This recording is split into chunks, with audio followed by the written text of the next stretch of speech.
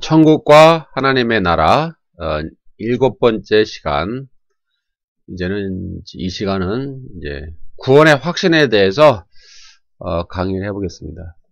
구원의 확신이란 뭐냐? 그 개념 정리. 그리고 진정한 구원의 확신과 거짓된 구원의 확신이 있습니다. 그리고 오늘날 뭐 교회나 선교단체에서 이 구원의 확신을 지나치게 강조하는 거에 문제점들. 그런 이제 구원론에 대한 그런 전반적인 것들을 한번 살펴보고자 합니다. 나는 이제 제가 예를 들어 설명하겠습니다. 이제 예를 들겠습니다. 이제 나는 이제 아버지와 잘 살고 있어요. 아버지랑은 지금 같이 살고 있는데 어떤 사람이 나한테 왔어요. 어떤 사람이 와가지고 당신 아버지가 진짜 당신 아버지 맞아? 이렇게 물어본단 말이에요. 갑자기. 당신 아버지가 당신을 낳았다는 확신이 있어? 당신 아버지가 당신을 낳았다는 확신이 있냐고. 당신 아버지가 당신 친아버지야? 확실해? 유전자 검사는 해봤어? 이렇게 막 물어본단 말이에요. 만약에 물어본다고 가정을 한번 해보는 거예요. 그럼 나는 어떤 반응을 보일까요? 아이, 저거 미친놈 아니야? 그러겠죠. 왜일까요? 나는 아버지랑 같이 오랜 기간 동안 함께 살았어요. 계속 막 수십 년을 살았다 이 말이에요. 계속 살았어요. 나이도 나이가 먹고 아버지도 이제 나이가 많이 드셨어요. 함께 이제 시기에 이제 늙어가는 거죠. 저도 늙고 아버지도 늙고. 그런데 나는 내 아버지라는 확신? 그게 중요하지 않아요. 그냥 내 아버지니까. 저 사람이 진짜 내 아버지 맞을까? 친아버지 맞을까? 저 사람이 정말 날 낳았을까? 뭐 그런 거 한 번도 의심해 본 적도 없고요. 그런 거에 대한 확신을 가질 필요도 없어요. 왜요? 같이 살고 있으니까. 매일같이 살아왔는데 왜 자꾸 네 아버지랑 확신이 있어? 네 친아버지 맞아? 라고 왜 물어보냐 이 말이에요.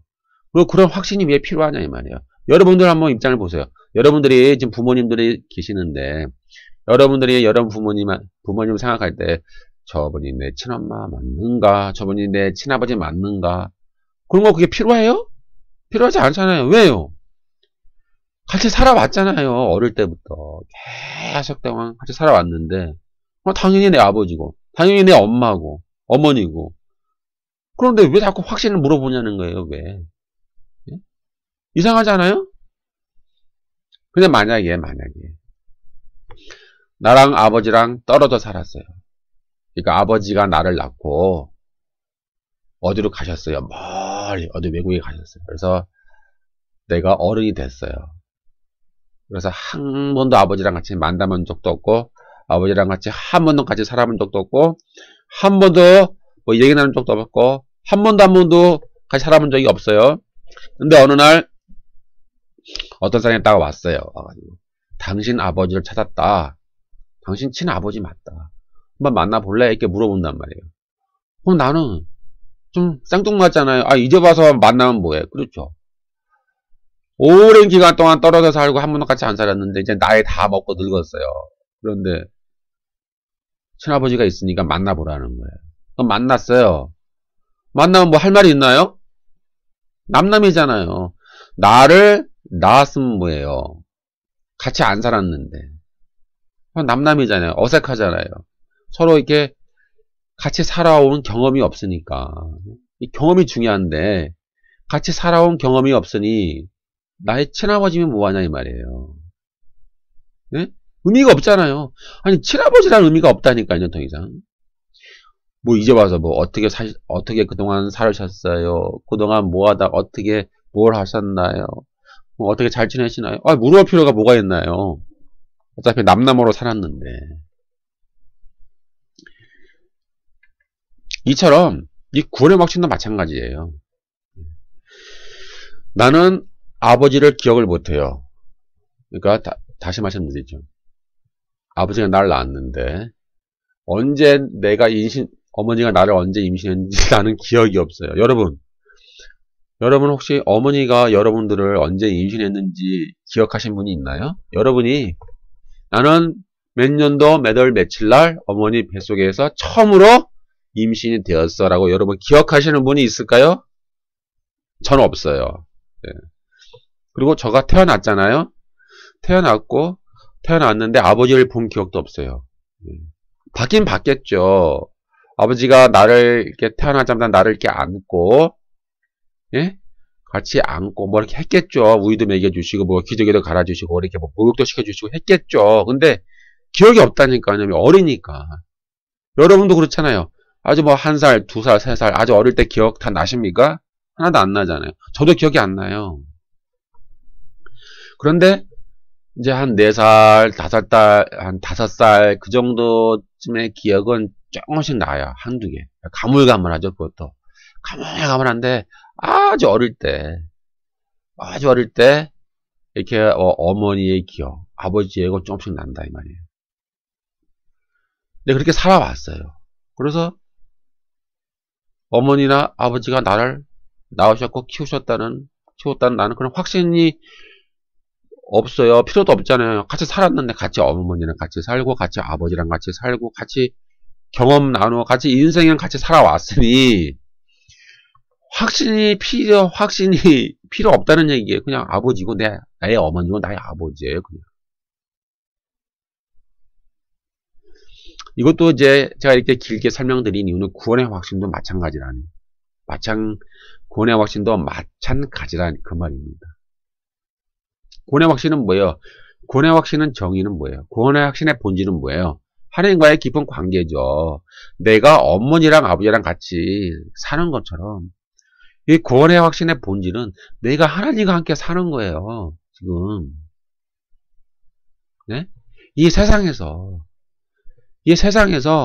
하나님과 함께 동행하고 하나님과 함께 교제하고 하나님과 함께 긴밀하게 깊은 관계에서 함께 사는 거예요. 내가 어머니랑 아버지랑 함께 사는 것처럼 내가 하나님과 함께 깊은 교제 가운데, 깊은 관계 가운데 교제하면서 네? 함께 대화 나누면서 내가 하나님을 믿고 의지하면서 함께 사는 것, 예? 함께 살아가는 것 그 자체가 구원의 확신이에요.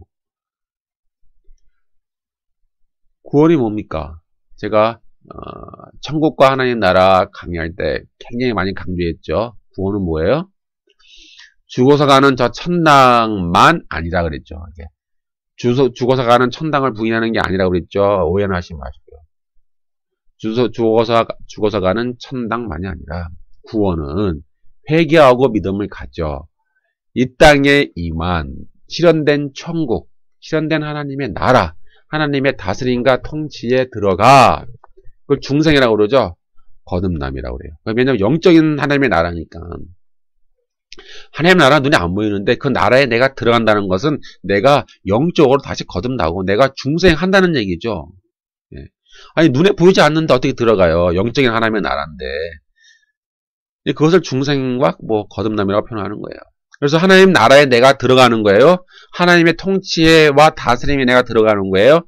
그러면 내가 하나님과 함께 살고 교제하면서 하나님 나라의 가치와 목적대로 사는 삶, 이 현재적인 삶, 그것이 구원이라고 그랬죠. 구원이에요, 그것이. 이것을 놓치면 안 됩니다. 구원은 죽어서 가는 천당이야. 물론 믿는 사람은 당연히 천당 가죠. 근데 거기에만 제한하면 안 되고요. 구원은 현재의 우리가 지금 하나님과 함께 살고 하나님과 함께 먹고 마시며 하나님과 함께 교제 나누며 하나님과 동행하며 하나님의 가치와 목적대로 살며 하나님의 다스림과 통치를 지속적으로 지금 이 세상의 삶 속에서 지속적으로 통치를 누리는 것이 바로 구원의 삶이에요. 이게 구원의 삶이라니까요. 이것을 정립을 못하면은 이 구원의 확신에도 오해가 생기고 구원의 확신을 잘못된 관점에서 접근한다 이 말이에요. 그래서 내가 이 세상에서 에녹이 하나님과 동행했잖아요. 하나님과 동행한다는 말은 원어적인 의미는 하나님의 손을 꼭 잡고 하나님과 함께 걸었다 그런 의미예요. 예? 에녹이 하나님과 함께 동행했다. 하나님의 손을 꼭 부여잡고 하나님과 함께 걸었다. 함께 걸었더니 에녹은 죽임을 당하지 않고, 그 죽음을 맛보지 않고, 그는 하나님께로 산채로 들려 올라갔다. 이게 중요한 의미를 갖고 있어요. 마찬가지로 오늘날 살아가는 우리 신자들도 이 세상에서 하나님의 손을 꼭 잡고 하나님과 함께 걸어가야 돼요. 예? 하나님과 함께 걸어가야 된다 이 말이에요. 그것이 구원이고, 그것이 교제고, 그것이 하나님과 깊은 관계 맺음이고, 그러니까 하나님과 그게 동행하는 삶이고, 그것이 구원이라니까요. 다른 게 구원이 아니에요. 그러면 이 세상에서 내가 하나님과 함께 손을 잡고 걸어가며 동행했는데 내가 죽었어요. 내가 죽은들 하나님과 함께 걸어가고 하나님과 함께 손을 잡고 걸어가는 나의 삶이 단절되겠습니까? 아니면 계속 이어지겠습니까? 계속 이어지죠. 네? 저 천국에 가서, 그러니까 저 천국, 그러니까 이 세상에 임한 이 천국, 그러니까 이 세상에서 내가 하나님의 손을 잡고 하나님과 함께 동행하며 하나님과 함께 걸으며 하나님과 함께 살다가 내가 죽은들 저 세상 내세천당 저 세상에 내가 못 가겠냐 이 말이에요. 네? 하나님과 함께 손을 잡고 걸어가는데 이 세상에서 내가 육신이 몸이 죽은들 이 손을 잡은 하나님과 손을 잡은 내 손이 또 하나님과 함께 동행하는 삶이 끊어지고 단절되겠냐 이 말이에요. 아니죠. 계속 이어지지 않겠습니까? 네.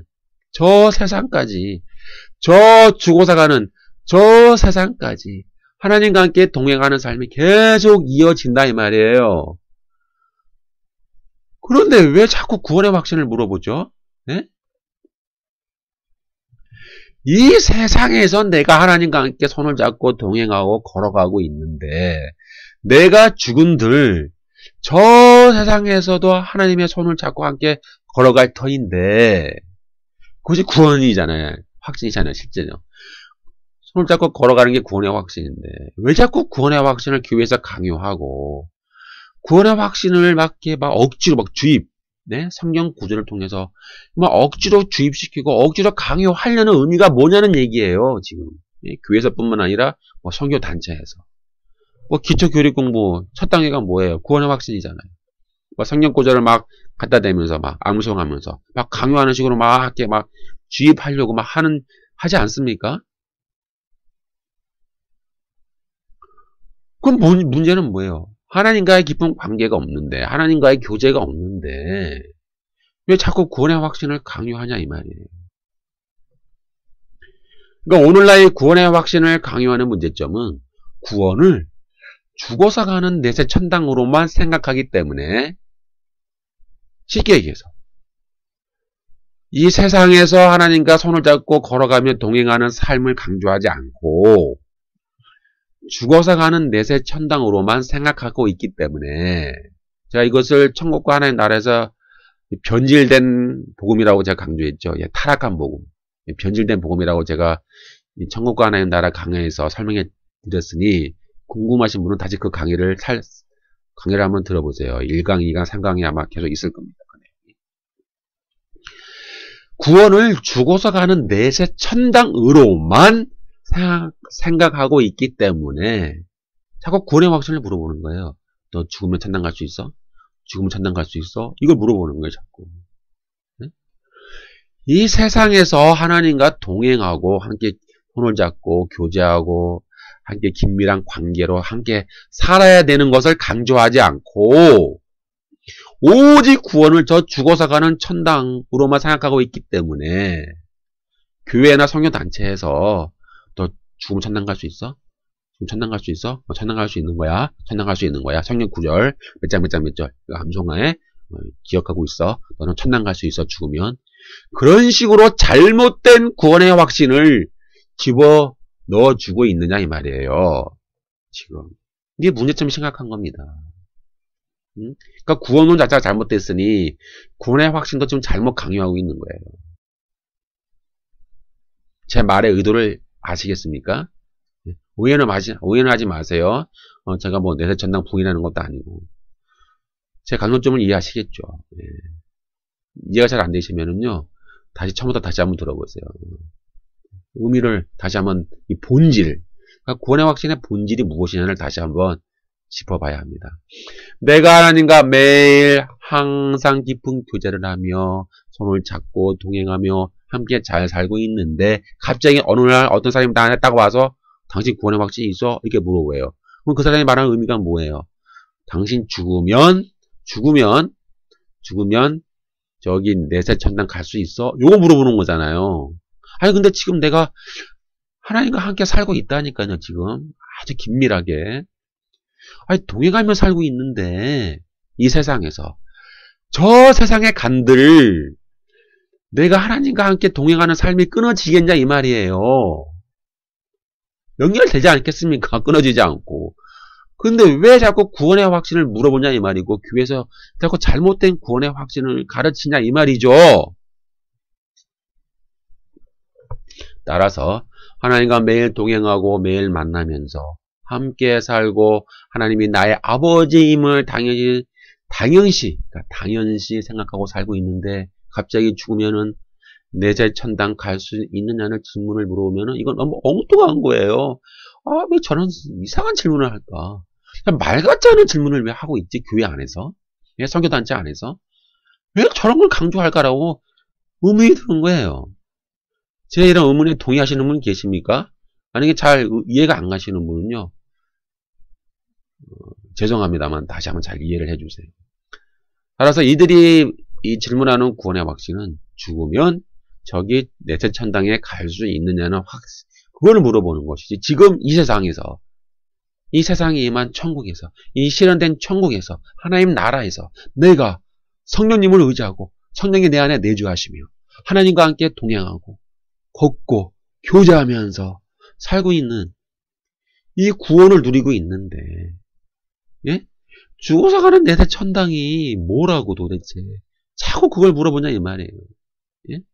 이 세상에서 하나님과의 동행하는 삶이 내가 죽은들 저 세상에까지 연결되는데 뭘 내가 그렇게 구원의 확신 때문에 고민하냐 이 말이에요. 문제는 이거죠. 지금 교회 안에 다니면서 많은 신자들이 예배 드리잖아요. 헌금 드리고 막 봉사하고 막 주여 그러면서 헌금 드리고 봉사하고 종교 생활을 하는 거예요. 하는데 실제적으로 하나님과 함께 살지 못하는 신자들이 많다는 얘기예요. 교회 생활은 열심히 하지만 하나님의 통치와 다스림을 받지 못하고 하나님과 깊은 교제와 하나님과 깊은 관계가 없는 신자들이 많다는 거예요. 그러니까 교회 안에서 예배는 잘 드린다니까요. 예? 교회 안에 잘 와요. 봉사도 하고요. 헌금도 잘 드려요. 그러나 하나님과의 관계가 없는 신자들이 많다는 얘기예요. 하나님과의 그 긴밀한 교제, 예? 동행하는 삶이 없는 신자가 있다는데 지금 문제가 너무 심각한 겁니다. 그러니까 포인트가 지금 거기에 있는 거예요, 지금. 그래서 자꾸 구원의 확신을 강요하지 말고요. 교회 안에서나 선교단체에서 하나님과 함께 동행하는 삶을 바로 잡아줘야죠. 하나님과의 그 관계 맺음을 관계 맺음을 우선 해줘야죠. 하나님 관계가 단절되어 있다면 그거 다시 맺게 해줘야죠. 하나님과 손을 잡고 동행하는 삶을 살 수 있도록 이끌어 먼저 가야죠. 그렇게 하지 않고 있는데 그냥 예배만 잘 드리고 열심히 종교생활만 하고 있는 신자들에게 구원의 확신을 강요한들 당신 죽으면 천당 갑니다. 믿어야 됩니다. 성경 구절 몇 장 몇 절이 있습니다. 죽으면 천당 갑니다. 믿으세요. 의심하지 마세요. 믿으세요. 확신을 가지세요. 라고 왜 자꾸 강요하냐 이 말이에요. 제 말 의도를 아시겠습니까? 문제는 이거예요. 지금 교인들이 열심히 주일날 교회 나와요. 봉사예요. 그런데 교회 밖의 삶의 현장은 세속의 가치관, 세속의 세계관, 육신의 정욕, 탐욕, 거짓을 추구하며 죄악 가운데 살며 하나님과 동행하지 않는 신자가 많이 있다라는 거예요. 이런 상황에서 구원의 확신을 가르치고 강요한들 무슨 의미가 있느냐 이 말이에요. 예? 교회 바깥에서 삶은 죄악 가운데 살고 있는데 그러한 성도들에게 당신 죽으면 천당가, 믿기만 하면 천당가니까 의심하지 말고 확신을 가져, 믿어 라고 한들 그것이 무슨 의미가 있냐는 말이죠. 이 세상에서 하나님과 동행하는 게 구원의 확신의 포인트인데, 핵심이에요. 그게 핵심. 하나님과 동행하는 게 구원의 확신의 포인트인데, 그렇지 않고서 죽으면 천당 갑니다. 죽으면 천당 가요. 믿으세요. 의심하지 마세요. 성경 구절 몇 장 믿으세요. 외우세요. 암송하세요. 이게 주입식으로 교육을 시키다니 뭔가 문제가 잘못되지 않았습니까? 네? 하나님과의 동행하는 삶이 없이 마음으로 믿고 입술로만 시인하면 천당 갑니다라고 가르치고 있으니 이런 거짓된 구원의 확신을 가지고 살아가는 자들이 얼마나 많단 말입니까?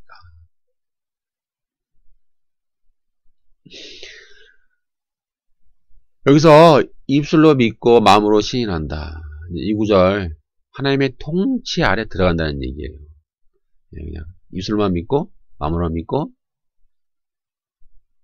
그것이 아니라 그 의미는 본능적인 의미는 하나님 통치 아래, 하나님의 다스림 안에, 하나님의 주권 아래 내가 들어가서 그분의 뜻 가운데에 순종하며 철저히 복종하며 살아간다라고 하는 그 결단, 그 신앙의 결단을 의미하는 것이지.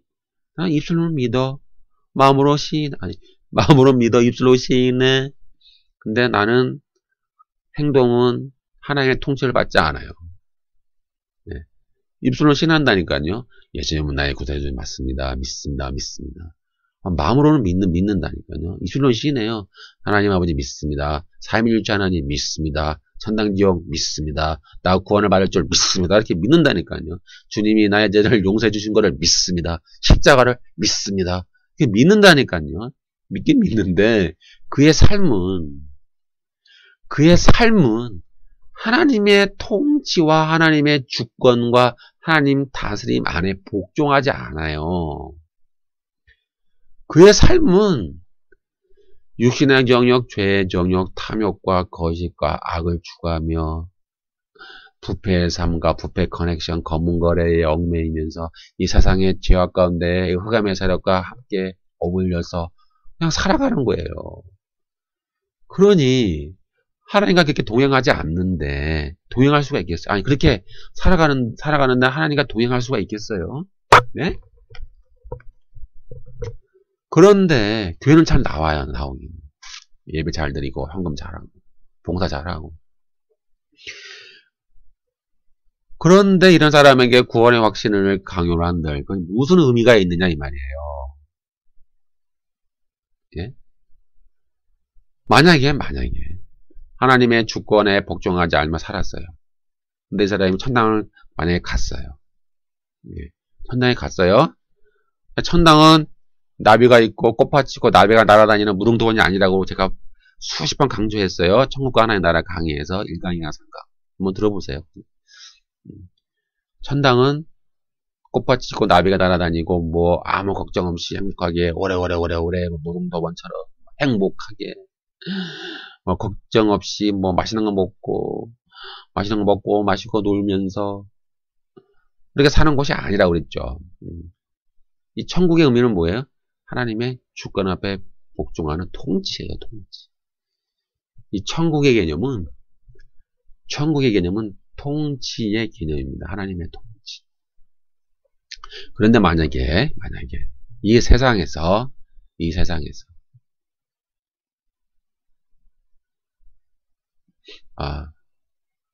만약에 이 세상에서 하나님의 통치에 복종하지 않고 살다가 천당 갔어요. 갔는데 천당을 딱 가봤더니 거기는 뭐라고요? 하나님의 통치가 실현되는 곳이잖아요. 그러니까 이 사람이 그 하나님의 통치에 적응할 수 있겠어요? 이 세상에서는 자기 멋대로 살면서 교회는 잘 나왔어요. 교회는 잘 다니면서 하나님의 주권과 통치를 받지 않은 사람이 천당에 가서, 천국에 가서 하나님의 통치를 받으려고 하니 제대로 받을 수가 있겠습니까? 예? 그렇게 살지 않았는데. 예를 들면 나를 낳아준 아버지랑 몇십 년을 떨어져 살다가 함께 만났어요. 친아버지라고 해서. 그래서 같이 살아요. 한 집에. 그러면 그 사는 게 편하겠어요? 어색하겠어요? 어색하죠. 왜요? 나를 낳았지만 몇십 년 동안 함께 안 살았어요. 전혀 서로 몰라요. 몰라. 남남이죠. 그러니까. 남남인데 어느 날 갑자기 한 집에 같이 살아요. 그러면 내가 마음이 편하겠어요? 뭐 대화가 제대로 되겠어요? 아니죠. 마찬가지예요. 이 세상에서 내가 하나님과 함께 기쁜 교제와 동행과 하나님의 통치를 받는 삶이 없이 천당에 갔는데 천당에서 하나님의 통치를 받으려고 하니 제대로 받겠습니까? 못 받는 거죠. 이거 미치는 거예요. 환장하는 거예요. 왜요? 이 세상에서 자기 마음대로 살았는데 자기가 하고 싶은 대로 막 마음대로 하면서 막 그냥 막 즐기며 살다가 천국 가서 하나님의 통치를 받으려고 하니 미치는 거예요. 환장하는 거예요. 그럼 뭐라고 하겠어요? 하나님, 저를 다시 지옥에 보내주시면 안 될까요? 그냥 거기 가서 내 마음대로 내가 하고 싶은 대로 막 마음대로 하며 사는 게 더 마음 편하겠어요.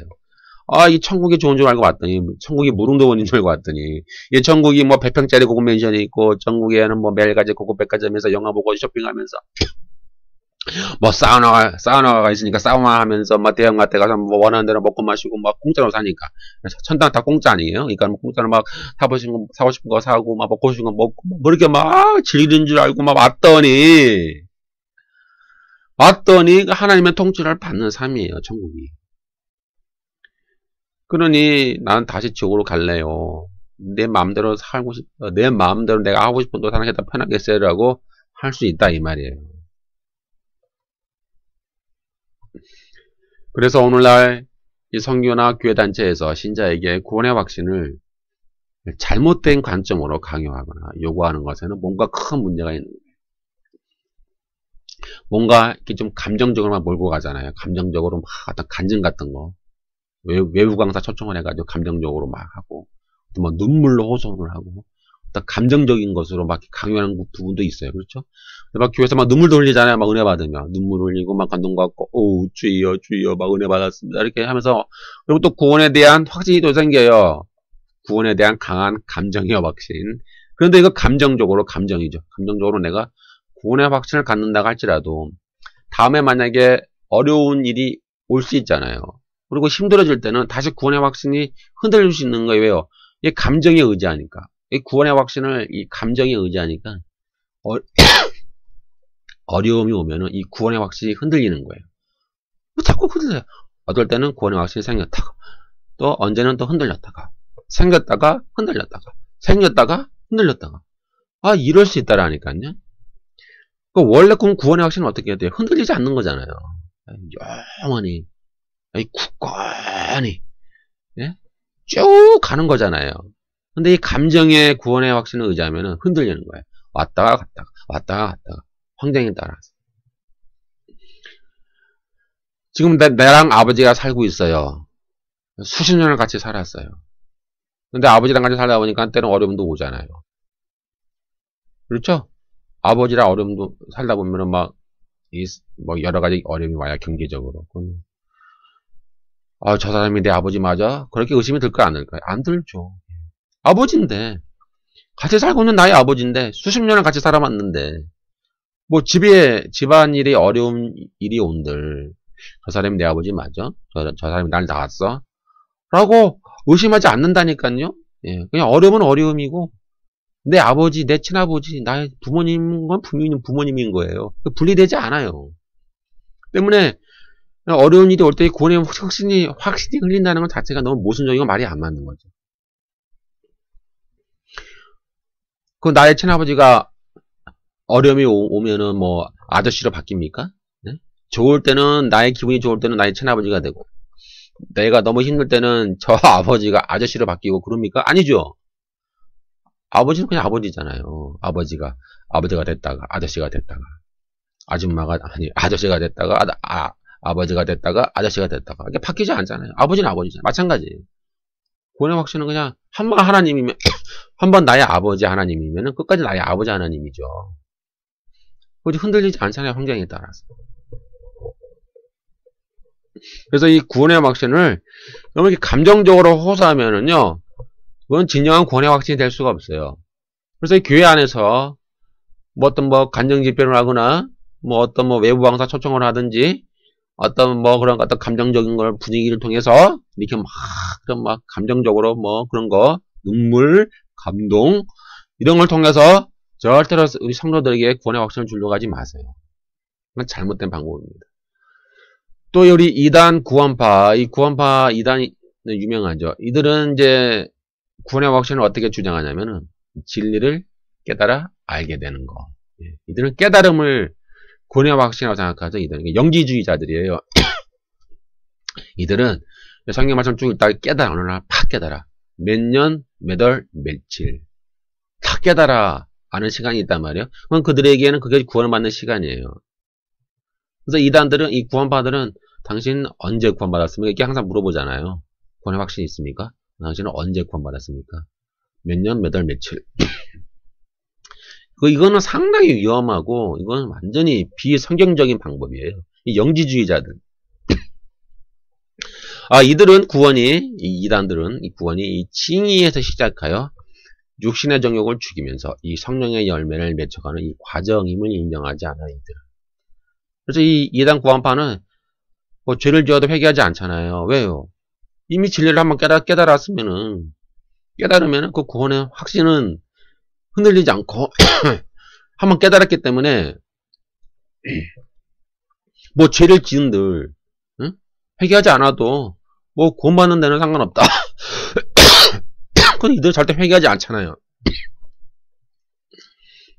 이들은 구원이 회개하고 믿음을 가져 이 세상에 임한 하나님 나라, 하나님 통치, 하나님의 다스림 안에 들어가 하나님과 함께 먹고 살고 동행하며 깊은 교제 속에서 하나님 나라의 가치와 목적을 실현하며 사는 삶이라는 건 자체를 몰라요. 이들은 그냥 깨달은 자체가 구원이니까. 이들은 매일매일의 회개와 어떤 성화의 과정을 완전히 무시해버려요. 죄를 지어도 상관없어. 죄를 지어도 상관없어. 이들 회개 안 하죠. 일 줘도 상관없어. 그냥 깨달음만 있으면 돼. 깨달음이 그 구원의 확신이야. 이렇게 생각하는 사람들. 비성경적이고 이런 이단들. 요약합니다. 하나님과 인격적인 교제를 지속하며 함께 살고 있는데 구원을 확신하려는 자체가 모순이에요. 왜요? 하나님과의 깊은 교제와 동행과 함께 걸어가는 그 삶. 그 자체가 구원의 확신이에요. 반대로 구원의 확신이 없다는 것은 하나님과의 교제가 단절되었다라는 거예요. 그래서 관계 문제를 먼저 짚어줘야 돼요. 하나님과의 관계가 단절되었는가. 무엇 때문에 단절되었는가. 하나님과 정말 동행하는가 저 사람이. 하나님과 깊은 관계 속에 살아가고 있는가를 먼저 짚어줘야지. 예?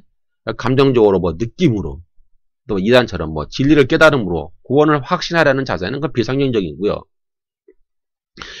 가장 중요한 것은 이거예요. 교회생활 열심히 한다 할지라도 하나님과의 깊은 관계가 없는 신자들이 너무 많을 수도 있다. 이게 중요한 겁니다.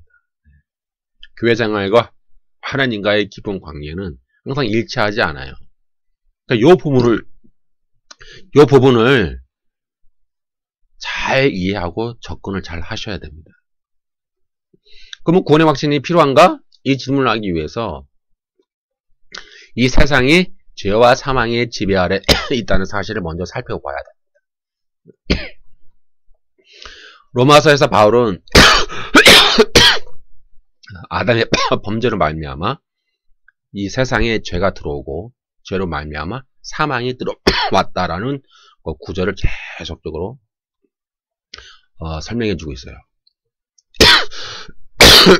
로마서 5장 12절에서 14절까지 보면은 그러므로 한 사람으로 말미암아 죄가 세상에 들어오고 죄로 말미암아 사망이 들어왔나니 이같이 모든 사람이 죄를 지었으므로 사망이 모든 사람에게 이르렀느니라. 그러나 아담으로부터 모세까지 아담의 범죄와 같은 죄를 짓지 아니한 자들에게까지도 사망이 왕노릇하였나니 아담은 오실 자의 모형이니라. 가장 중요한 개념이 하나 들어옵니다.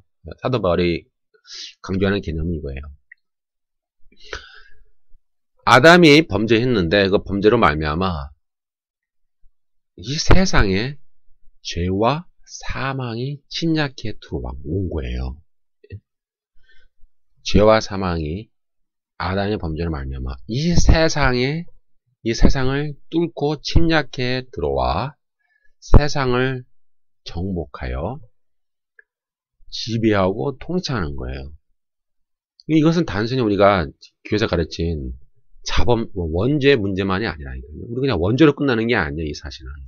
우리가 보통 비유적으로 아담의 범죄 때문에 우리 모든 인간은 원죄를 안고 태어난다 그러잖아요. 이 원죄를 안고 태어나는 개념이 아니에요. 이거는 그냥 아담의 범죄로 죄와 사망이 이 세상에 침략해 들어와 세상을 정복하고 이 세상을 지배하고 통치하는 이 통치, 지배와 통치의 개념이에요. 바울의 개념은. 일단 죄의 전가가 아니라 통치의 개념이에요. 그래서 이 모든 인간들이 그 죄와 사망의 통치 아래 신음하고 있죠. 뿐만 아니라 이 만물들도 함께 탄식하고 있어요. 이게 중요한 개념이에요. 인간들만 죄 안에 원죄가 전가되는 거로만 끝나는 것이 아니라 이 피조물들, 예?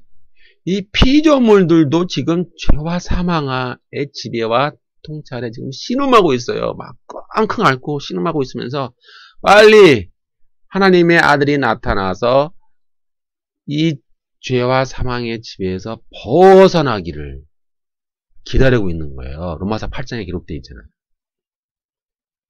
이 개념을 잘 잡으셔야 됩니다. 예? 원죄, 자범죄, 죄의 전가 이렇게 이해하시면 안 돼요. 죄와 사망의 지배가 이 세상에 뚫고 들어온 거예요. 그래서 어떻게 했습니까? 왕노릇 한다고 그랬잖아요. 왕노릇이 뭐예요? 폭력적으로 모든 사람을 포로로 잡아 자기의 종과 노예로 삼았다는 얘기예요. 예? 모든 사람들 예의 없는 거예요. 모든 사람들이 출생하는 모든 사람들이 그 죄와 사망의 왕노릇의 포로가 돼서 종과 노예가 되는 거예요. 그 결과는 뭐예요? 항상 죄를 양산하는 거죠. 항상 죄 아래 놓여 사는 거잖아요. 사망을 당하고 죄의 종으로 살 수밖에 없는 그런 무기력한 존재가 될 수밖에 없는 거예요. 지금 그 말을 사도 바울은 로마서에서 계속 강조하고 있죠. 이렇게 아담의 범죄로 말미암아 이 세상에 들어온 죄와 사망의 지배는 너무나 강력한 거예요. 그래서 어떠한 사람의 종교 행위, 인간의 어떤 거래 행위, 인간의 어떤 노력, 그 종교적인 노력, 인간의 어떠한 그런 공로, 인간의 어떤 그 행위로 절대로 벗어날 수가 없는 거예요. 이 세상은 인간뿐만 아니라 모든 피조물들이에요. 피조물들도 이 죄와 사망의 폭력적인 지배에 지금 갇혀 있는 거예요. 눈에 보이지 않지만 영적으로 갇혀 있는 거예요. 그래서 이 세상에 태어나는 모든 인간 누구나 열애 없이 제외 없이 죄와 사망의 지배에 갇혀 포로가 지금 되어 있고 포로가 되어가고 있어요.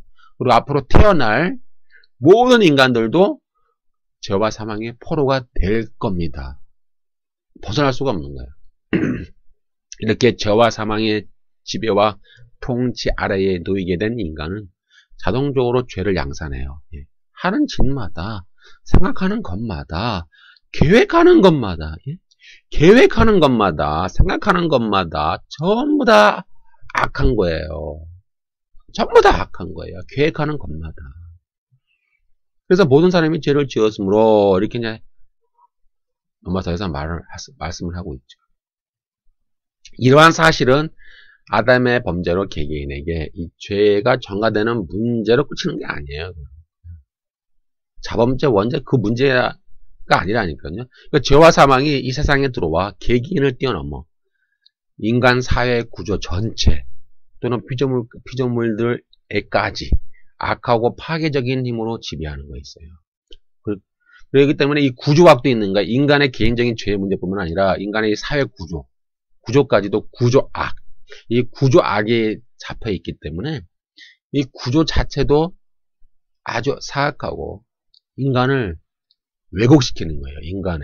인간을 왜곡시키고 사회 시스템이죠. 구조라는 게. 이 사회 시스템까지도 죄와 사망의 지배 아래 갇혀 있는 거예요. 그만큼 죄와 사망의 지배는 치명적이고 절망적이고 파괴적입니다. 이렇게 이제 죄의 건세는 이신칭의를 얻은 자를 피해가진 않아요. 비록 은혜로 말미암아 죄와 사망의 법의 지배 아래에서 탈출했어요. 죄와 사망의 법 또는 죄와 사망의 지배와 통치에서 하나님의 은혜로 그리스도의 의로 우리가 탈출해서 의와 생명의 통치 아래 하나님의 통치와 다스림 안에 천국 안에 우리가 들어왔지만 여전히 우리 안에는 육신의 정욕과 죄의 욕망을 통해 이신칭의를 얻은 자를 이 죄의 권세가 이 주장하고 지배하기 위해서 막 기회를 노려보고 있는 거예요. 지금.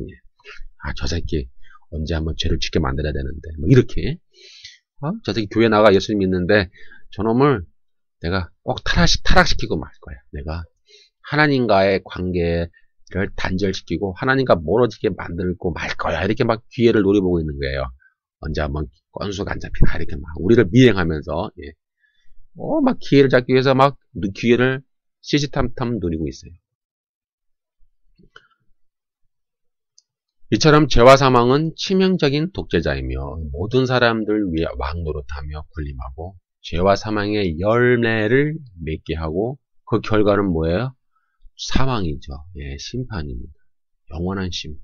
따라서 죄와 사망의 지배를 받는 이 세상에 있었던 또 지금 있는 또 앞으로 있을 모든 사람들은 죄와 사망의 파괴적인 힘에 정복당하여 범죄를 양산하며 하나님을 거역하고 죄의 욕망을 추구합니다.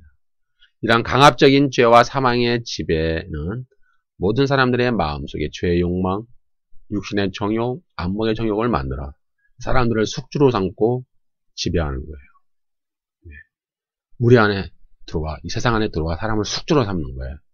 기생충처럼 숙주로 삼고 그를 막 지배하는 거예요. 그의 인생 전체를 삶과 사고와 가치관과 세계관 모든 것을 지배해서 삼키는 거죠. 그리고 그의 마지막은 정죄와 심판과 멸망입니다. 따라서 사도 바울은 구원을 개념을 이렇게 정의를 내려요. 이러한 죄와 사망의 지배에서 벗어나 의와 생명의 지배, 의와 생명의 통치. 다른 말로 하면 생명과 성령의 법. 같은 개념이에요. 생명과 성령의 법으로 옮기는 것, 위치를 바꾸는 것. 그것을 구원이라고 하고 그것을 칭이라고 합니다. 이러한 관점은 이제 공간복음서에서 주님이 강조한 천국, 하나님의 나라, 하나님의 통치와 다스림의 개념과 동일한 거예요. 그러니까 비록 사도 바울은 이 하나님 나라나 이 뭐 천국이라는 단어 자체를 사용하지 않았지만은 그가 이제 이신칭의를 풀어가는 과정 속에서 그러한 개념들을 동일하게 사용해요. 단어만 사용하지 않았지. 그 개념은 하나님의 통치와 다스림의 개념은 계속 이어져요. 로마서에도. 골로새서 1장 13절 그가 우리를 흑암의 권세에서 건져내사 그의 사랑의 아들의 나라로 옮기셨다 이 말이에요. 어디로요? 아들의 나라가 뭐예요? 이 땅에만 실현된 천국이죠. 하나님의 통치와 하나님의 다스림으로 우리를 옮긴 거예요. 주님께서 우리를. 흑암의 권세는 뭡니까? 죄와 사망의 통치, 죄와 사망의 지배에서 우리를 건져냈어요. 건져내사 그의 사랑의 아들의 나라로 우리를 옮기셨으니. 이렇게 옮겼어요. 옮긴 게 뭐예요? 구원이에요. 구원이고 이게 칭의입니다. 그러니까 사도 바울은 이러한 옮김의 개념으로 설명을 해요. 죄와 사망의 지배는 너무 강력해서 이 세상에 어느 누구도 어떤 사람의 행위로도 절대 벗어날 수가 없어요. 그러나 새 언약의 대표자이신 그리스도의 십자가의 죽으심과 그의 의로운 그 행위, 그리고 그의 부활로 말미암아 죄와 사망의 지배와 통치는 이제 붕괴됐어요. 완전히 결박당했어요. 그리고 치명상을 입고 힘을 상실했어요. 그리고 이 세상에 성령의 권능으로, 성령의 능력과 성령의 권능으로 의와 생명의 통치와 다스림이 오게 되었어요. 그것을 천국이라고 그러죠. 그걸 공간복음의 용어로 언어로 표현하면은 천국이에요. 하나님의 나라. 바실레아 투데우, 또 바실레아 톤 우라논. 천국이에요. 하나님의 통치와 지배, 다스림. 같은 개념이죠. 이제 사람들은 오직 믿음, 오직 은혜를 통하여 죄와 사망의 지배에서 탈출해서 은혜가 왕노릇하는 의와 생명의 지배와 통치로 옮겨가는 거예요. 옮겨간다. 그 결과는 영생. 그 결과는 영생입니다. 로마서 5장 17절, 18절, 21절 보면은 한 사람의 범죄로 말미암아 사망이 그 한 사람을 통하여 왕노릇이란 개념이 지배와 통치의 개념이라고 그랬죠. 아까 더욱 은혜와 의의 선물을 넘치게 받은 자들은 한 분 예수 그리스도를 통하여 생명 안에서 왕노릇한다. 이 말은 의와 생명이 통치하는 왕노릇하는 하나님의 통치 안으로 우리가 옮겨간다. 그 뜻이에요. 이는 죄가 사망 안에서 왕노릇한 것 같이 은혜도 또한 의로 말미암아 왕노릇하여 우리 주 예수 그리스도로 말미암아 영생에 이르게 하려 합니다. 이렇게 이제 왕노릇이라는 것은 하여튼 통치와 지배의 개념이고요. 죄와 사망의 통치에서 은혜와 의와 생명의 통치로 우리가 옮겨감. 그것을 구원 또는 칭이라고 사도 바울은 설명해 주고 있습니다. 의와 생명이 왕노릇하며 지배하는 그리스도의 왕국, 죄와 사망이 지배하는 이 세상에 뚫고 들어와 이 세상에 오셨어요. 이미 예수님의 인격과 사역을 통하여 이미 오셨죠. 하나님의 나라가. 그래서 너희 목마른 자들아, 모든 목마른 자들아, 돈 없는 자들아, 와라. 와서 돈 없이 와서 사 먹고 값 없이 와서 포도주와 젖을 먹어라 이 말이에요. 즉 천국의 초청이잖아요. 이 땅에 실현된 하나님 나라, 천국, 하나님의 통치와 다스림 안으로 들어와라. 이게 주님이 이제 초청하시는 거예요. 그래서 하나님의 은혜를 갈망하는 모든 자들을 차별 없이 받아들입니다. 그리고 하나님께 굴복하고 회개하여 믿음으로 화답하는 자들은 의와 생명의 능력이 넘치는 통치로 옮겨가며 그 통치는 죄와 사망의 포로가 된 자들을 해방시키는 거예요. 또 상처와 분열을 치료합니다. 더 이상 죄와 사망의 권세가 이신칭이 얻은 자를 지배할 수가 없습니다.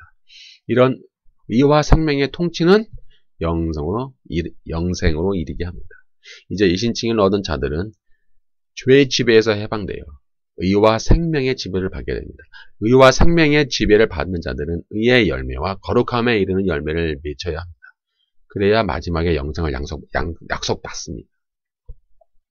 영생은 의신칭의와 열매 맺는 삶을 분리하지 않고 있습니다. 로마서 6장 22절. 그러나 이제 너희가 죄로부터 해방되고, 해방이 뭐예요? 죄와 사망의 통치에서 해방되는 거예요. 해방. 벗어나는 걸 해방이라고 그러잖아요. 그러니까 통치에서 벗어나는 거예요. 죄의 통치로부터. 그리고 하나님께 종이 되어 거룩함에 이르는 열매를 맺었으니 그 마지막은 영생이니라. 이렇게 사도 바울은 이제 열매와 영생을 연관시키고 있습니다. 영생은 이신칭의와 열매 맺는 삶을 분리하지 않아요. 이 성경의 구원론은요, 이신칭의와 열매 맺는 삶, 성령의 열매, 그 다음에 어떤 성령을 따라 행함, 이런 걸 분리하지 않아요. 근데 오늘날 타락한 복음은 이 타락한 복음이라고 그랬어요. 제가 용서하시고 사탄의 복음 좀 오해하지 마시고 잘 들으세요. 이 사탄의 복음, 타락한 복음은 이신칭의와 열매 맺는 삶을 분리시켜 버렸어요.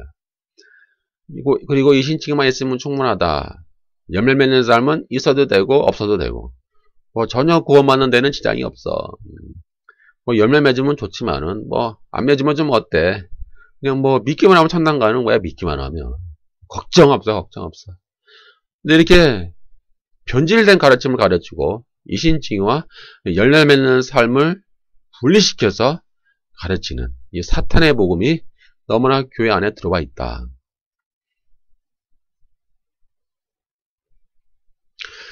의와 생명의 지배는 죄와 사망을 무장해제시켰습니다. 그리고 무력화시키고 결박하였습니다. 그리고 죄와 사망은 쇠사슬에 묶여 감옥에 갇히고 마지막에 불못에 던져지기를 기다립니다. 마지막에는 언제 멸망하나요? 요한계시록 20장 14절 사망과 음부 불못에 던져지니 이것은 둘째 사망 곧 불못이라. 이제 마지막 최종 심판을 기다리고 있죠. 영원히 사는 것은 그냥 시간적으로 영원히 사는 게 아닙니다. 영원히 사는 것도 두 가지가 있어요. 심판의 부활로 나와 영원한 고통 가운데 사는 것, 또는 생명의 부활로 나와 영원히 하나님 존전에서 영광 가운데 사는 것. 요한복음 5장 29절 선한 일을 행한 자는 생명의 부활로, 악한 일을 행한 자는 심판의 부활로 나오리라. 여기서 선한 일이라고 하는 것은 그냥 행위권을 얘기하는 것이 아니라 이신칭의를 얻고 이제 선한 열매를 맺는 사람, 이제 그런 뜻이에요. 이렇게 선한 일을 행한 자는 생명의 부활이에요. 생명의 부활. 악한 일은 뭐예요? 하나님을 거역하고 하나님을 불신하고 사탄과 죄와 사망의 지배를 받은 자들. 이들은 이제 심판의 부활로 나와서 영원한 고통 가운데 사는 거예요. 따라서 영생은 단순히 영원히 사는 게 아니라 영생을 얻었고 심판에 이르지 아니하나니 사망에서 생명으로 옮겼느니라. 요한복음 5장 24절 내가 진실로 너에게 이르노니 내 말을 듣고 나를 보내신 이를 믿는 자는 영생을 얻었고. 이게 진짜 현재적인 영생이에요. 이 영생은 앞으로 우리가 뭐 죽으면 얻을 영생이 아니라 이미 이 시간에 그리스도를 믿고 그리스도를 말을 듣는 자는 이미 영생을 얻었다는 거예요. 현재형이에요. 현재형. 뭐 심판에 이르지 아니하나니 사망에서 생명으로 옮겼다. 현재형입니다. 미래가 아니에요. 즉 요한복음 5장 24절은 너희가 나를 믿으면 너희는 지금 영생을 얻었고 지금 사망에서 생명으로 옮겼느니라. 현재형입니다. 같은 개념이죠. 예. 이게 바울의 개념과 틀리지는 않아요. 사망에서 생명으로 옮기는 거. 죄와 사망의 통치에서 의와 은혜와 생명의 통치로 옮기는 거. 영생은 뭐예요? 옮기는 거예요. 사망에서 생기는 거 옮기는 거. 영생이라고 그랬죠. 단순히 오래 사는 것이 영생이 아니에요. 예. 심판의 부활로 나와서 영원히 살 때 고통 가운데 사는 삶이 있어요. 반면 주님을 믿지 않는 것이 죄인데 심판은 또 미래에 받을 것이 아니라 이미 받았어요. 구원받지 못한 자의 삶, 그 자체가 이미 심판받는 것이고 미래적 심판을 현재에 경험합니다. 요한복음 3장 18절 그를 믿는 자는 심판을 받지 아니하는 것이요 믿지 아니하는 자는 하나님의 독생자의 이름을 믿지 아니하므로 벌써 심판을 받은 것입니다. 벌써 심판을 받았어요. 그러니까 미래에 받을 심판을 여기서 얘기하는 것이 아니라 이미 현재적으로 믿지 않았기 때문에 죄와 사망의 통치 아래 거하기 때문에 이미 그는 그 자체가 심판이에요. 그리고 앞으로 받을 미래의 심판을 담보하는 거죠. 미리 이제 경험을 하는 거예요, 지금. 그리고 보증하는 거죠. 미래에 받을 심판을 이제 보증하고 있는 거예요. 심판은 미래의 백보자 앞에서 확실하게 받지만 지금 이 세상에서도 이미 심판을 받습니다. 심판은 하나님과의 관계가 단절되어 사탄의 통치 아래 갇혀 죄와 사망 가운데에 신음하며 결핍과 부족과 어떤 궁핍 가운데 사는 삶이에요.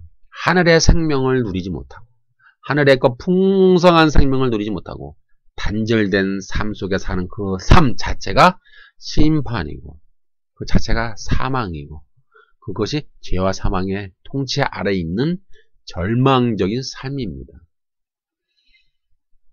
요약하겠습니다. 구원은 통치의 개념입니다. 제가 이 말을 계속 하는 이유는 구원의 확신 때문에 이 말을 하는 거예요. 구원은 통치의 개념이에요. 믿음이란 단순히 마음으로 믿고 입술로 고백하는 것뿐만 아니라 하나님의 통치와 다스림에 복종하여 하나님 나라의 가치와 목적대로 살겠다는 결단과 의지와 행동을 모두를 포함합니다. 그러나 이제 교회나 선교단체에서 가르치는 믿음은 그냥 마음과 입술만의 고백이에요. 그냥 고백만 하면은 내세 천당으로 직행한다고 가르치니 그야말로 성경을 벗어난 그렇진 가르침이 아닙니까? 삶의 모든 영역에서 하나님의 주권과 통치에 복종하지 않으면서 마음과 입술로 고백만 하면은 구원을 하신다라고 이 거짓되게 가르치고 우리 신자들 막 세뇌시키는 거예요. 막 강요하면서 막 세뇌시키고 잘못된 구원의 확신을 세뇌시키고 있으니 이것이 얼마나 큰 문제입니까? 로마서 10장 10절 사람이 마음으로 믿어 의에 이르고 입으로 시인하여 구원에 이르니라. 이 말을 이해를 잘 하셨나요? 제가 그랬죠. 마음으로 믿고 입으로 시인한다는 것은 그분의 주권과 그분의 통치와 그분의 다스림에 내가 복종하겠다. 철저하게 복종하겠다는 결단이죠. 각오죠. 신명기 30장 14절 오직 그의 말씀이 내게 매우 가까워서 내 입에 있으며 내 마음에 있은즉 네가 이를 행할 수 있느니라. 이게 바로 그 개념이에요. 말씀이 내게 너무 가까워서 내 입에 있어요. 내 마음에 있어요. 그럼 어떻게 해요? 내가 이걸 행하는 거예요. 마찬가지로 내가 주님을 마음으로 믿어요. 입술로 시인해요. 그러면 내가 나의 행함으로 그 주님의 주권과 통치와 다스림 안에 내가 들어가는 거예요. 아니 신명기 30장 14절 그렇게 기록되어 있잖아요. 그의 말씀이 네게 가까워서 네 입에 있으며 네 마음에 있은즉 네가 이를 행할 수 있느니라. 네? 네가 이를 행할 수 있느니라. 그러니까 행함과 이 입술과 마음의 고백은 분리되지 않는 거예요. 신명기 30장 14절 우리가 행하는 것과 입술과 마음의 고백은 하나예요. 일치하는 거예요. 분리되지 않는다니까요. 근데 오늘날 타락한 복음은 이 사탄의 복음. 죄송해요. 표현이 좀 격하더라도 기분 나빠하지 마시고. 이 사탄의 복음은, 이 타락한 복음은 입술과 마음의 고백과 이 행함을 분리시켜 버렸어요. 따로 놀게 만들어 놨어요. 그러면 다시 구원의 확신으로 돌아갑니다. 여러분, 구원의 확신을 원하세요? 그러면 하나님의 통치를 받아야 돼요. 여러분의 삶 가운데서 하나님의 통치를 받고 있습니까? 그러면 그 자체가 구원의 확신이에요. 여러분 하나님과 동행하고 하나님과 인격적인 깊은 관계 속에서 하나님의 손을 잡고 함께 걸어가고 있습니까? 그 자체가 구원의 확신이에요. 반면 우리의 삶과 직장, 가정, 인간관계에서 하나님의 통치를 받지 않고 그냥 교회에 열심히 나가요. 종교생활 열심히 했어요. 그러면은 우리의 구원의 확신은 거짓이에요. 가짜라니까요. 차후에 역경과 고난이 올 때에 우리의 구원의 확신은 수없이 흔들릴 겁니다. 아니 차라리 그렇게 할 바에는 내세 천당 가서 뭐 하겠어요? 예? 천당 가는 건 하나님의 통치를 받는 건데 하나님의 통치를 받지 않다가 아니, 저 세상에 가서 천당에 가서 하나님의 통치를 받으려고 하니 그게 쉽겠습니까? 얼마나 어렵겠어요. 보통 일이 아니거든요. 그게 이 세상에서 하나님의 통치받는 것을 싫어하면서 자기 중심적으로 살고 물질의 복만 많이 받으면 그 최고야 최고 라고 생각하는 자들이 과연 내세 천당에 가서 받는 그 하나님의 그 통치 적응할 수 있겠어요? 다시 말하겠습니다. 내세 천당은 무릉도원이 아닙니다. 내세 천당은 샹그릴라가 아닙니다. 내세 천당은 먹고 마시고 노는 놀이동산이 아니에요. 맨날 고기 반찬 나오고 포도주 나오고 먹고 마시고 놀고 흥청망청 노는 그런 곳이 천국이 아닙니다. 오해하시면 안 돼요. 천국은요 온몸을 금은보석으로 탁 치장하고 머리에 면류관 쓰고 여봐라 이게 아무도 없느냐 그러면 신하들이 나와서 예 왕이시여 이렇게 하는 곳이 아닙니다. 잘못된 천국관을 빨리 바꾸셔야 되고요. 천국의 본질은 하나님의 통치입니다. 이 개념을 바로 해야 바로 성경적인 관점으로 회복되는 겁니다. 우리의 구원의 확신을 방해하는 요인들은 많이 있습니다. 우리는 이신칭을 얻었습니다. 그럼 우리 안에 있는 죄의 정욕이 완전히 사라질까요? 완전히 죄의 욕망이 내 안에서 사라질까요? 그렇지 않죠. 어떤 사람들은 금식을 해요. 막 금식을 하고 고행을 하고 막 죄의 욕망을 막 칼로 드러내고 싶어요. 그러나 불가능해요. 우리가 이 땅 위에서 죽고 땅 속에 묻혀야 그제서야 이 죄의 욕망에서부터 벗어날 수가 있지. 우리가 이 땅에서 사는 한은 우리 안에 계속 죄의 욕망이 있어요. 육신의 정욕이 있어요. 죄의 욕망, 죄의 사욕, 육신의 정욕, 육체의 정욕, 그런 것들이 우리 안에 계속 꿈틀거리고 우리 안에서 계속 활동하잖아요. 그러기에 우리는 평생을 거쳐서 어떻게 해야 되느냐? 성령의 능력을 의지하여 내 안의 죄의 권세, 육신의 정욕을 죽여야 돼요. 사도 바울은 그러잖아요. 그거 죽여라. 그럼 그거 죽여야 된다 이 말이에요. 로마서 8장 5절 6절 육신을 따르는 자는 육신. 여기서 육신은 바디가 아닙니다. 이 바디가 아니라 죄의 욕망, 심플 네이처를 얘기하는 거예요. 육신을 따르는 자는 육신의 일을, 영을 따르는 자는 영의 일을 생각하나니. 여기서 영은 성령이에요. 성령. 육신의 생각은 사망이요, 성령의 생각은 생명과 평안. 우리 안에 그게 두 가지가 있다는 거예요. 육신의 생각과 성령의 생각. 우리는 성령의 능력을 의지하여 이 육신의 생각을 죽여야 되는 거예요. 계속 이렇게 죽이지 않으면은 우리가 구원의 확신에서 흔들려요. 우리가 죄와 허물의 사함을 받는 것과 죄의 정욕과 육신의 정욕을 구분하지 못하면은 구원의 확신에서 흔들려요. 우리가 이신칭을 얻었잖아요. 그건 죄와 허물의 사함을 받았어요. 그런데 문제는 뭐예요? 내 안에 뭐가 있어요? 계속 죄의 정욕, 육신의 정욕이 있어요. 근데 이것이 있다고 해서 죄와 허물의 사함을 못 받는 게 아니잖아요. 받는 거잖아요. 그러니까 이것이 둘이 분리를 잘 시키셔야 돼요.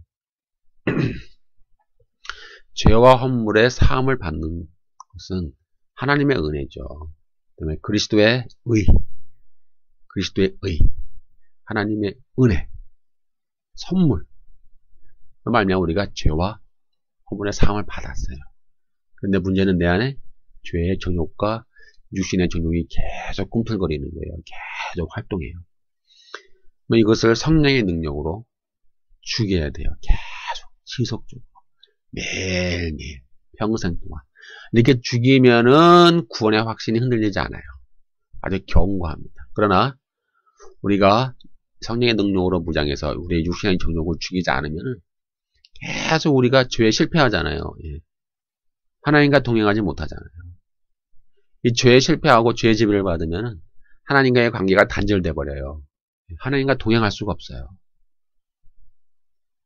그렇기 때문에 이 신자들은 이 죄의 정욕 앞에서 무능한 자신을 발견하는 거예요. 내가 정말 구원받았나?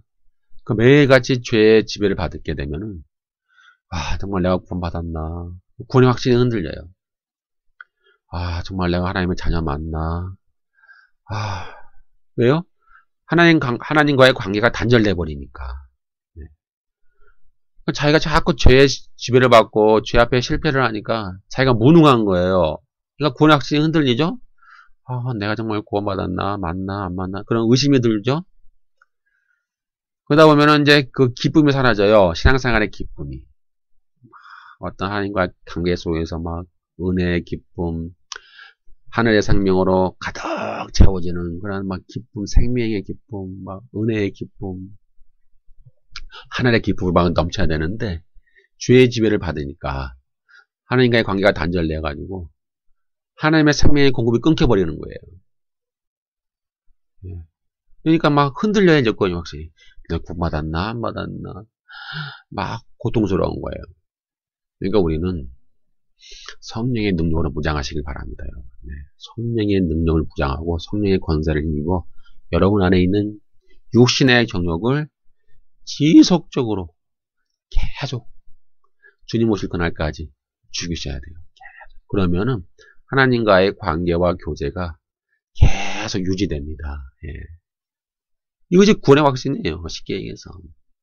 그러나 우리가 육신의 정욕의 지배를 받고 죄 앞에 실패를 해버리면 하나님과의 관계가 단절돼 버리고 구원의 확신이 흔들리며 우리의 신앙의 기쁨이 사라져 버리고 종교적인 행위만 남아요. 그냥 교회만 왔다 갔다 예배만 드리고 헌금만 드리고 교회만 왔다 갔다 하지 그 감사와 기쁨은 사라져 버리고 형식적인 신앙생활만 하게 돼요. 껍데기 신앙생활만 하게 돼요.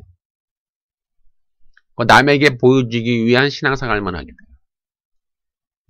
남을 또 의식하잖아요, 우리가. 남에게 경건하게 보여야 되니까. 그러니까 경건하게 보이기 위해서 외식을 하게 돼요. 외식이 뭡니까? 종교적인 위선. 종교적인 위선을 또 하게 돼요. 그래서 형식적인 신앙생활, 기쁨이 없는 신앙생활, 교회만 왔다 갔다, 그다음에 외식, 종교적인 위선, 남을 의식하는 어떤 경건의 모양만 갖추게 되고요. 구원의 확신이 흔들리고요. 하나님과의 관계가 단절돼 버리죠.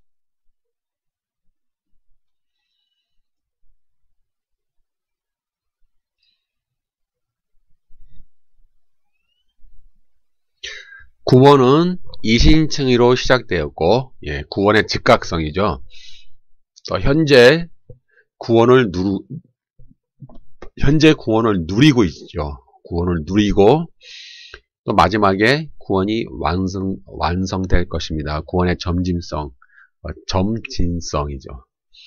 구원은 좀 진행형입니다. 과정이고 여정이고 그 완성될 미래를 향해 나아갑니다. 근데 이런 개념들 성경에 많이 나오기 때문에 예를 들어서 성화도 마찬가지예요. 성화도요. 그 즉각적인 성화가 있고 점진적인 성화가 있습니다. 그러니까 바울 서신을 쭉 보면은요. 너희는 이미 그리스도를 믿는 순간 너희는 이미 거룩한 자들이다. 이렇게 이제 그 즉각적인 성화를 얘기하는 부분도 있고요. 또 너희는 그렇지만 계속 거룩함을 이루어 가야 한다. 거룩함의 열매를 맺어가야 된다. 이렇게 거룩의 성화의 점진성을 얘기하는 부분도 있습니다. 이 구원은 마찬가지예요. 사도 바울은 구원도 너희는 그리스도를 믿는 순간 너희는 이미 구원을 얻었다. 이게 구원의 즉각성이죠. 또한 어떤 부분에서는 너희는 두렵고 떨림으로 너의 구원을 이루어 가라. 너희는 복종하여 저 멸망했던 이스라엘을 본받지 말고 이스라엘이 광야에서 방황하다가 가나안 땅에 못 들어가고 하나님께 불순종했잖아요. 불순종함으로 가나안 땅에 못 들어가고 40년 동안 방황했잖아요. 그러니까 그러한 본을 본받지 말고 두렵고 떨림으로 너의 구원을 이루어가라. 너의 부르심과 너의 부르심을 굳건히 해라. 이렇게 어떠한 교훈적인 측면을 계속 해줘요. 이게 양면이 다 있어요. 구원의 즉각성과 점진성 또는 성화의 즉각성과 또 점진성. 그렇기 때문에 이 근본주의자들은 이런 부분을 잘 이해를 못해요. 이 근본주의자들 제가 비판을 많이 하는데 용서하십시오. 오해는 하지 마시고요. 너무 기분 나쁘게 생각하지는 마시고요. 이 근본주의자들과 이 세대주의자들은 이것을 잘 이해를 못해요. 그들은 그냥 이신칭의가 시작이고 끝! 이신칭의 자체가 시작이고 끝인 줄 알아요. 이신칭 이후의 과정을 어떻게 해야 되는지 상당히 이들은 곤란해요. 그냥 잘 먹고 잘 살면 되는 거야, 쉽게. 근데 이신칭의가 끝이고 그 이후에는 그냥 복을 받아서 잘 먹고 잘 살고 성공하고 형통하고 물질의 복 받고 그러면 끝이에요. 그거 더 이상 없어요. 그냥 헌금 잘 내고 교회 잘 다니고 헌금 잘 내고 그러면 끝이에요. 그냥 그들은 그 이후에 어떻게 될지 잘 몰라요. 이들은 죄송합니다만. 그거 잘못하면 이들은 항상 행위구원이 되지 않을까. 항상 히스테리적인 반응을 보여요. 행위구원. 이 히스테리적 반응을 보여요. 이러한 이제 근본주의 신앙은 이제 구원의 과정인 이 성화를 약화시켰어요. 성화. 그리고 무한히 죄를 지어도 또 회개하면 무한히 용서받는데 좀 잘못하면 좀 그래. 적당히 타협하면 살면 되는 거야. 이것이 융통성이요. 세상에서 융통성 부리면서 적당히 타협하며 살면서 돈만 많이 벌면 되고 그것이 하나님의 축복인데 그리고 교회 헌금만 잘하면 되는 거지. 어떻게 완벽하게 우리가 어떻게 살아. 그런 이제 사고방식을 가지고 신앙생활 하는 사람들이 너무나 많은 거예요.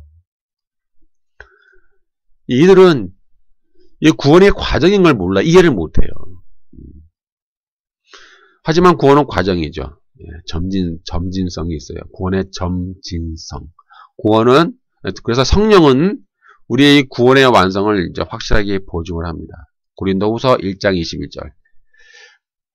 그가 또한 우리에게 인치시고 보증으로 우리 마음에 성령을 주셨느니라. 성령을 주셔서 우리에게 인을 주시고 보증하셨어요. 이것을 디파짓 개런팅이라고 합니다. 영어로 보면 뭐 디파짓 개런팅. 보증금이에요. 쉽게 얘기해서 보증금. 고린도후서 5장 55절.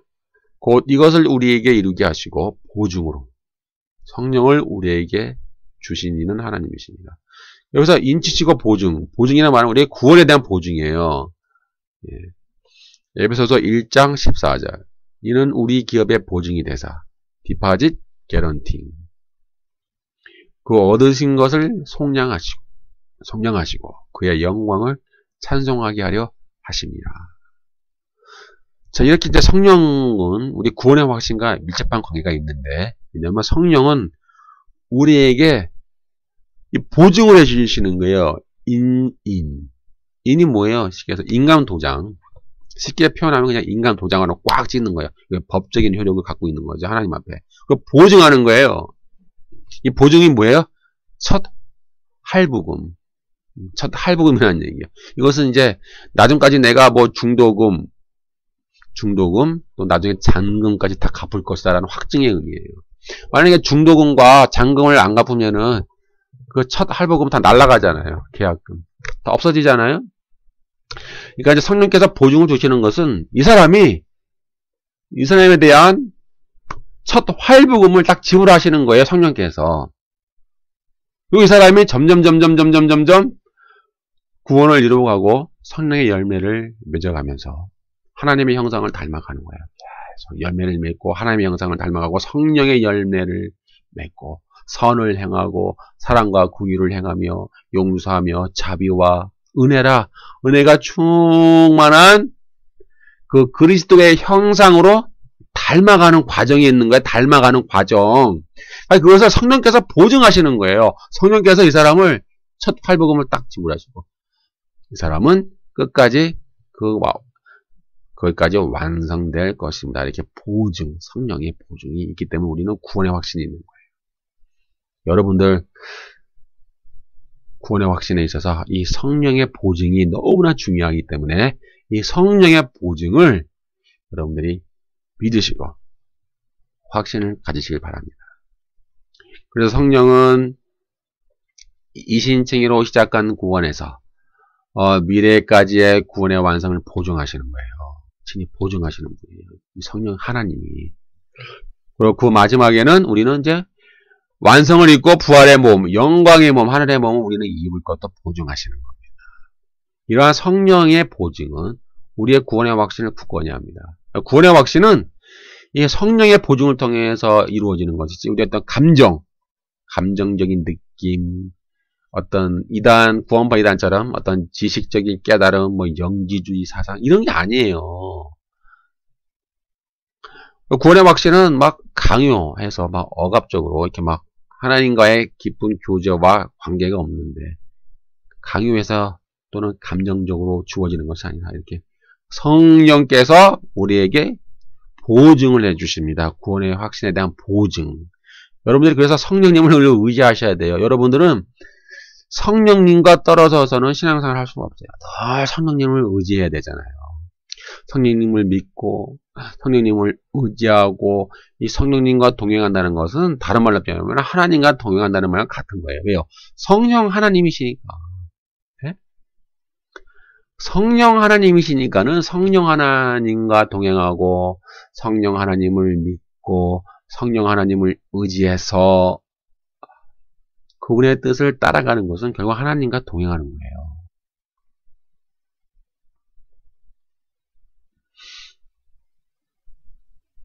성령 하나님을 여러분들이 꼭 의지하시기 바랍니다. 이거 구원의 확신에서 너무나 중요합니다. 구원은 과정이기 때문에 구원의 확신이 흔들릴 거라 생각하는 이들이 있는데 흔들리지 않아요. 왜요? 성령님이 보증하시니까, 성령 하나님이 보증하시니까, 비록 구원이 이 과정 가운데 이렇게 있잖아요. 그 완성을 성령 하나님이 보증하신다니까요. 근데 보증한다고 해서 오해하시면 안 되는 게, 우리가 나는 뭐 가만히 있어도 돼, 성령 하나님이 알아서 해주시겠지가 아니에요.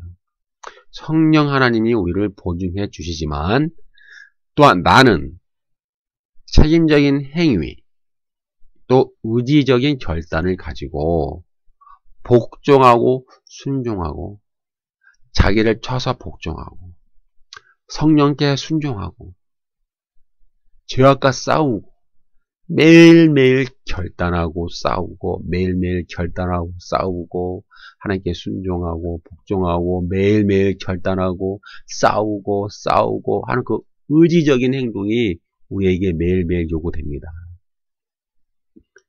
이것을 오해하시면 안 돼요. 성령의 보증은 우리 인간의 책임과 의지적인 결단을 강력하게 요구함을 잊어서는 안 됩니다. 성령의 보증은요, 한 번 구원은 영원한 구원, 이렇게 안일함을 주시는 것이 아니라 우리에게 더욱더 하나님 뜻대로 살도록 복종하고 순종하도록 우리를 이끌어 가시기 위해서 우리에게 구원의 확신을 강하게 주시는 거예요. 이 성령께서 주시는 보증은요, 하나님께서 주시는 구원이 취소되지가 않기 때문에 우리가 뭐 죄 가운데 살아도 그건 괜찮아. 죄 가운데 살아도 한 번 구원 영원한 구원이니까 걱정하지 마. 입술로 믿기만 하면 천당이요. 그것이 아니에요. 우리가 죄 가운데 살아도 상관없어. 한 번 구원 영원한 구원이야. 그런 의미의 성령의 보증은 아니다. 반대로 성령의 보증은 그런 절망스러운 환경이나 조건들, 특히 뭐가 있어요? 고난과 환란이 있잖아요. 이것을 이런 배경을 잘 이해를 하셔야 돼요. 이 고난과 환란이 막 오잖아요. 그럴 때 너무 괴로운 거예요. 괴로울 때 성령의 보증을 믿어라 이 말이에요. 성령의 보증을 믿고 그러한 절망스러운 환경이나 조건들 가운데서 하나님의 주권을 신뢰하고 믿고 흔들리지 말고 죄악과 싸우고 그리스도의 형상을 닮아가라는 그런 의지적인 결단, 너의 책임 있는 행동의 변화, 결단의 변화를 우리에게 요구하는 것이지, 뭐 한 번 구원, 영원한 구원? 뭐 죄를 져도 괜찮아. 이미 구원은 보증받았어. 뭐 한 번 구원, 영원한 구원, 믿게 하면 천당가? 그런 의미가 절대로 아닙니다. 그래서 성령께서 주시는 구원의 보증은 내 안에 있는 육신의 정욕, 안목의 정욕, 이상의 자랑을 죽이면서 성령의 열매를 계속 맺혀가는 거예요. 그럴 때 그 효력을 발생한다는 사실을 우리는 늘 기억을 해야 합니다. 구원과 과정에서 구원의 과정과 완성에서 성령님은 이렇게 인을 쳐주십니다. 인은 또한 보증도 의미가 있지만 또 소유권을 의미해요. 그래서 성령님께서 인을 딱 쳐주신 것은 이 소유권이 하나님께 있다. 이 사람에 대한 소유권은 하나님께 있다라고 하는 그런 증명을 하신다라는 거예요. 에베소서 1장 13절. 그 안에서 너희도 진리의 말씀 곧 구원의 복음을 듣고 그 안에서 또한 믿어 약속의 성령으로 인치심을 받았으니. 그러니까 구원의 복음을 듣고 그 안에서 믿고 약속의 성령으로 인치심을 받았습니다. 그러니까 소유권이 이제 하나님께 넘어갔어요. 우리에 대한 소유권. 에베소서 4장 30절. 하나님의 성령을 근심하게 하지 말라. 그 안에서 너희가 구원의 날까지 인치심을 받았느니라. 하나님의 성령은 우리에게 인을 쳐주시고 끝날까지 우리를 지키시고 보호해 주십니다. 왜냐하면 하나님의 소유이기 때문에. 우리에 대한 소유권은 사탄에게서 하나님에게로 옮겨졌습니다. 이제 그래서 이신층에서 시작한 구원은 구원의 완성을 향하여 나아가는 과정에서 하나님은 성령의 인을 받은 하나님의 백성, 소유권이 하나님에게 있는 하나님의 백성을 하나님은 지켜주시고 보호해 주십니다. 그래서 환난과 고난과 핍박과 그러한 엄청난 절망적인 환경 속에서도 절대로 구원의 확신이 흔들리지 않습니다. 예. 하나님의 성령이 인을 지켰기 때문에 그것을 믿고 나가는 겁니다. 하지만 인간의 책임과 의지적인 결단을 약화시키지 않고 오히려 더 강력히 요구합니다. 그래서 이신칭의 이후에는 죄악과 단절하며 육신의 정욕을 죽이면서 하나님의 성령을 근심하게 하지 말아야 합니다. 하나님의 성령을 기쁘시게 해야 됩니다. 우리가 죄악과 살면은 하나님의 성령이 근심합니다. 그리고 하나님과의 관계가 단절됩니다. 그러나 우리가 육신의 정욕을 죽입니다. 죄악과 싸웁니다. 그러면은 하나님의 성령께서 오히려 기뻐하시고 나와 하나님과의 관계가 아주 긴밀하게 깊은 교제의 관계가 유지됩니다. 네, 결론을 맺겠습니다. 구원의 확신은 이제 지금까지 긴 시간 동안 제가 설명해 드렸는데 어떤 감정적인 확신, 뭐 느낌, 뭐 지식적인 깨달음 2단이죠. 구원파 2단의 어떤 그 영지주의 구원관 그런 지식적인 깨달음에 근거하는 것이 아니라 또 어떤 강요, 뭐 천당 간다, 죽으면 천당 간다 그런 어떤 강요가 아니라 성령의 보증과 인치심에 기인합니다. 교회는 출석하지만 열심히 교회 생활을 하지만 그의 모든 삶 가운데서 성령님을 근심하게 하며 하나님과의 관계가 단절돼 버리잖아요. 그러면은 구원의 확신이 흔들려요. 구원의 확신의 상처를 받게 됩니다. 그래서 구원의 확신은 하나님과의 깊은 관계와 교제 속에서 완성이 됩니다. 그리고 구원의 확신은 성령의 인치심과 보증에 근거합니다. 이러한 성령님의 인치심과 보증은 우리의 의지적인 결단과 책임 있는 행동을 약화시키지 않습니다. 우리는 계속 싸워야 됩니다. 싸우고 결단해야 됩니다. 결단하고 하나님께 복종하고 순종해야 합니다. 그리고 구원의 완성을 향하여 우리는 계속 달려가야 합니다. 예, 달려가야 하고 또 싸워야 합니다. 이것이 하나님이 우리에게 주시는 하나님의 뜻이라는 사실을 믿으시기를 주의 이름으로 축원드립니다.